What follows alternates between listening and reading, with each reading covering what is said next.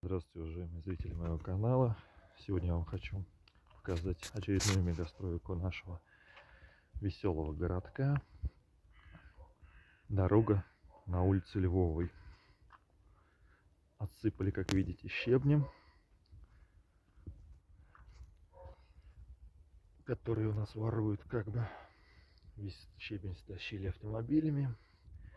Сразу хочу сказать, я не против данной дороги, я только за эту дорогу, что люди ездили в нормальных условиях, ходили по ровной дороге.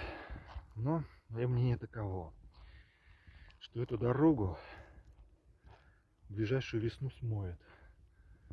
Почему смоет? Местные жители вам расскажут, что огромные потоки воды, идущие с гор, сносят все на своем пути. Как видите, ни дренажей, ничего здесь не сделано. Дальше. Дорога проходит, буквально местами в полуметре, в метре от жилых зданий. Дальше покажу улицу Льва Толстого. Танкодром отдыхает. Яма по метру, а то и по полтора местами.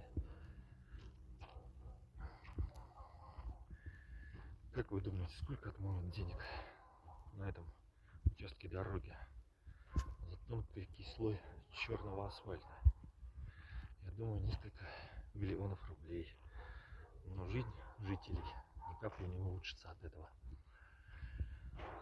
Я предлагаю, пока еще проект дороги не завершен, нашей администрации подумать над возможностью организации дренажей, чтобы вода, текущая с гор, попадала в дренаж, а не смывала в дорогу. Дорога на самом деле сложная, проходит местами над высокими обрывами и является, на мой взгляд, достаточно серьезным инженерным сооружением. Я так понимаю, отнеслись к ней похабно, и никаких серьезных инженерных расчетов проведено не было.